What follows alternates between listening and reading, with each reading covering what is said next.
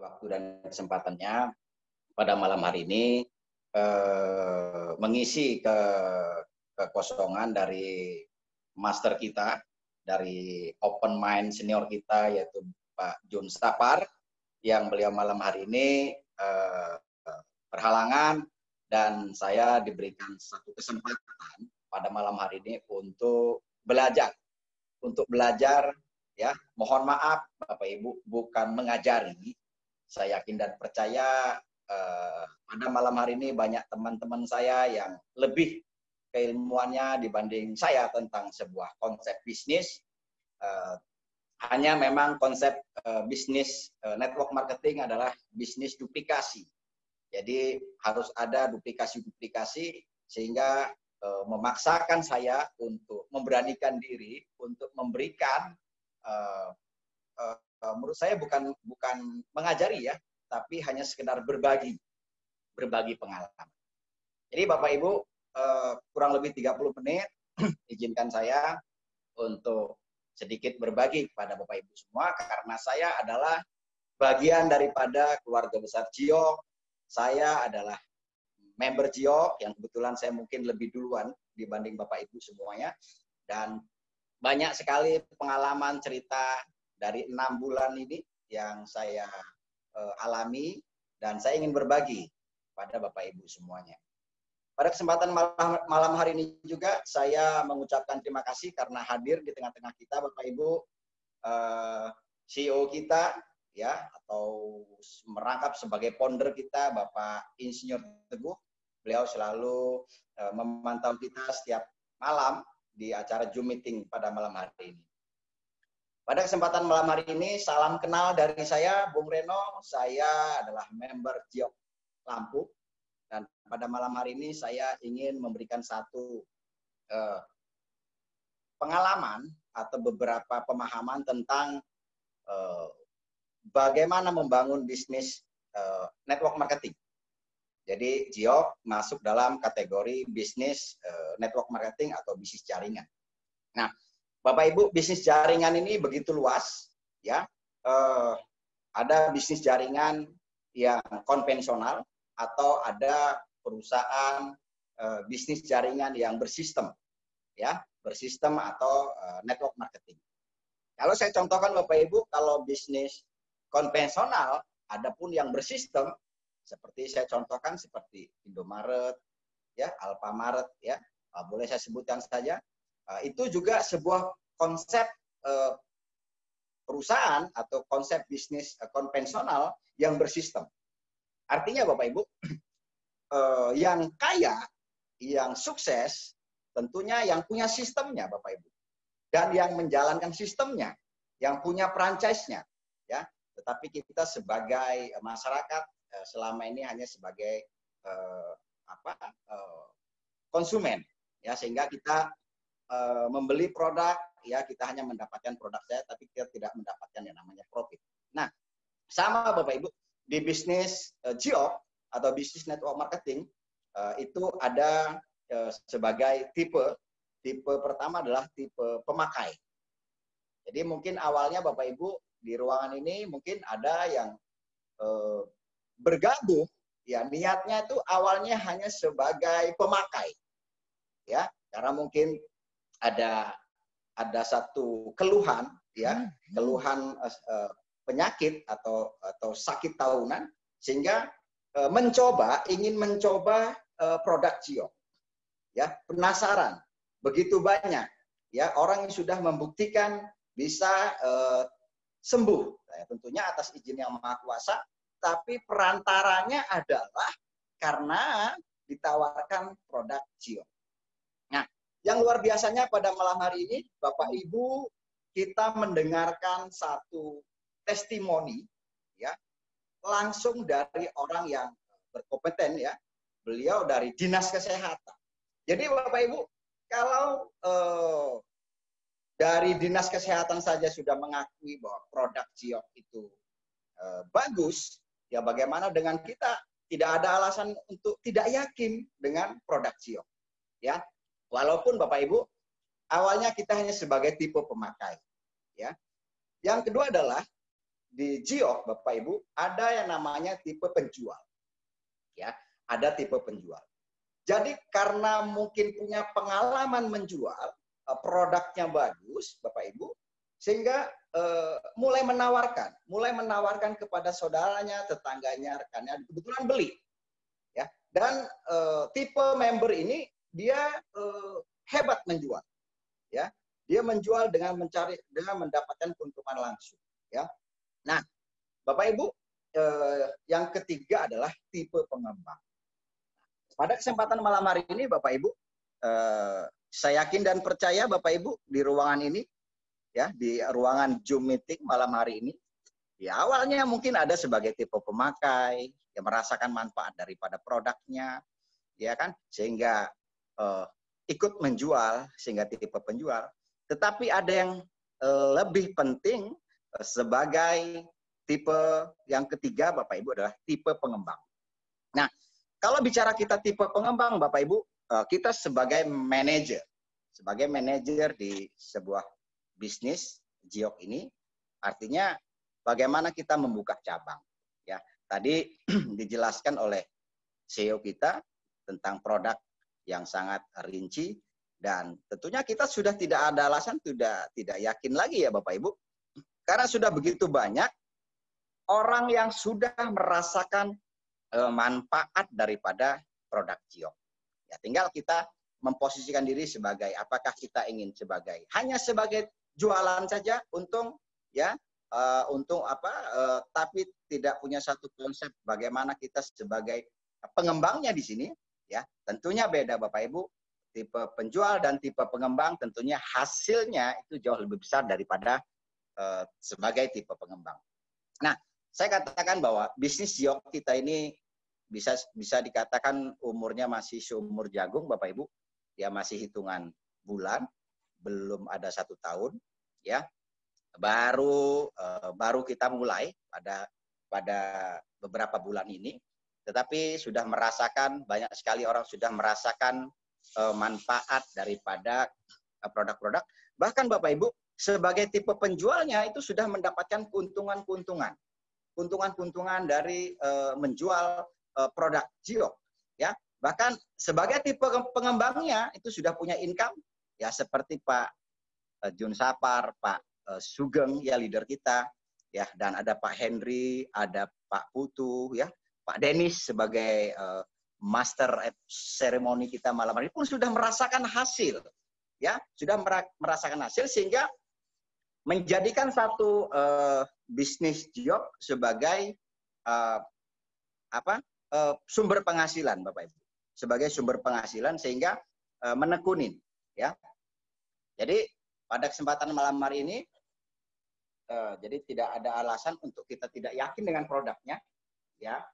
Kalau kita memutuskan untuk menjadi sebagai pengembangnya, ya, tentunya untuk bisa besar di bisnis Giok ini pasti mengalami satu proses yang sangat luar biasa, ya. Proses membangun, ya, jatuh, runtuh, membangun, ya.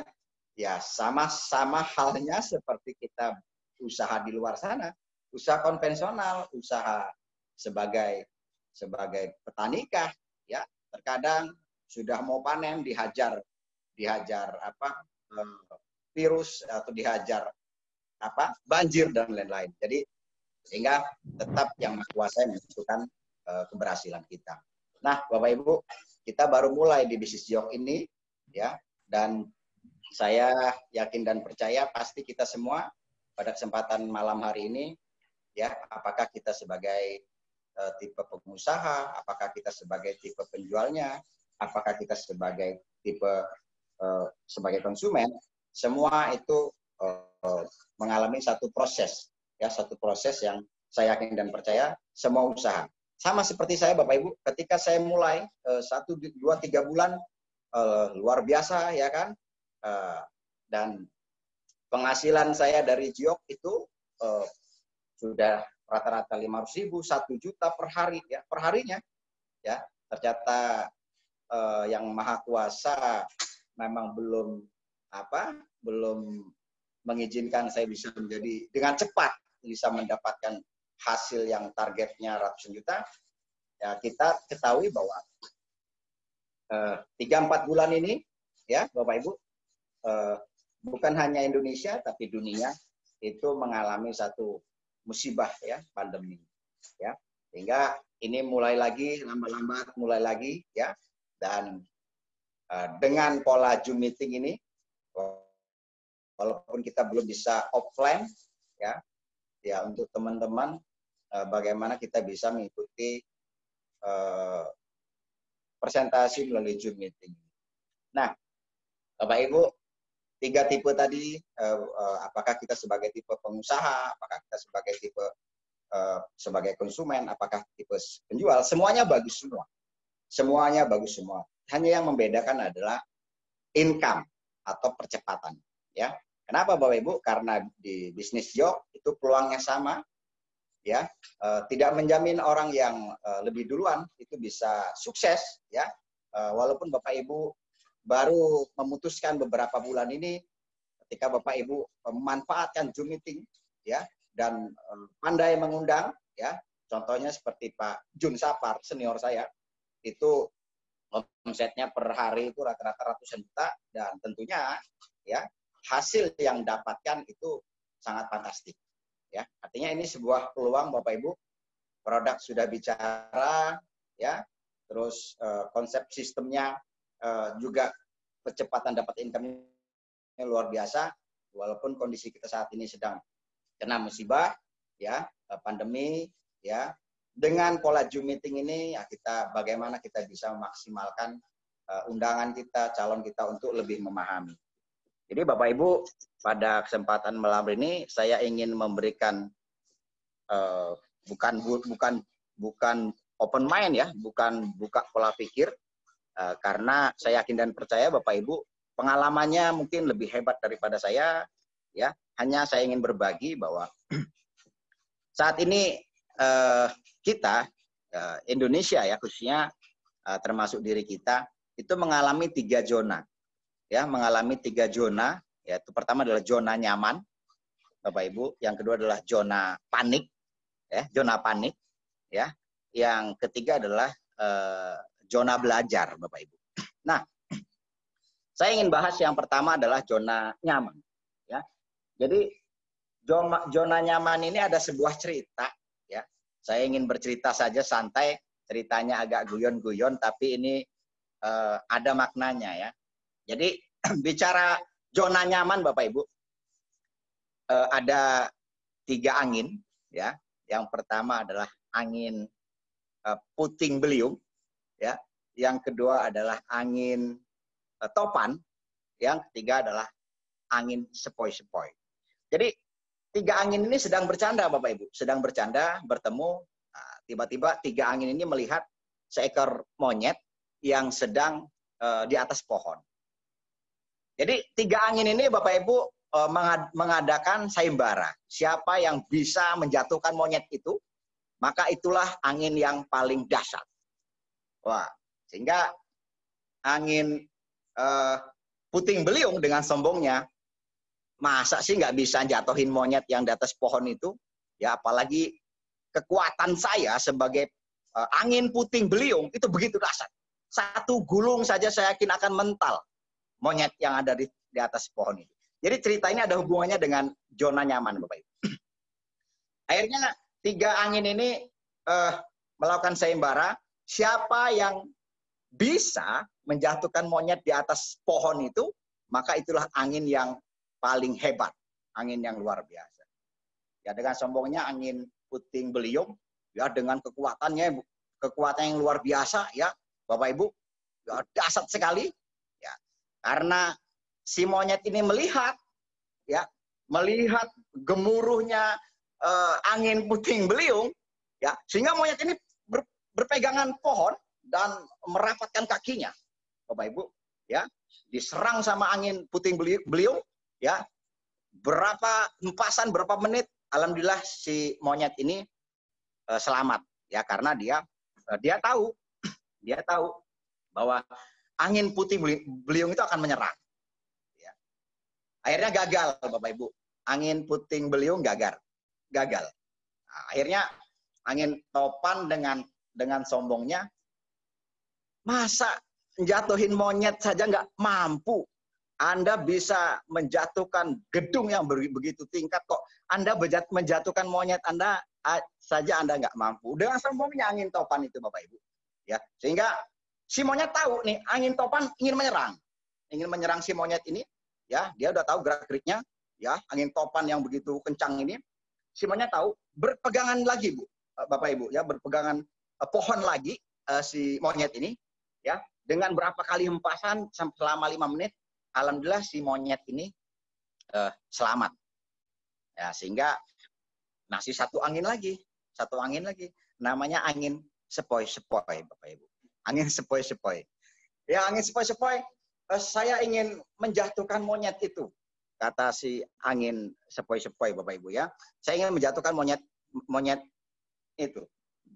Si angin topan sama si angin puting beliung ini, Bapak Ibu, tertawa terbahak-bahak.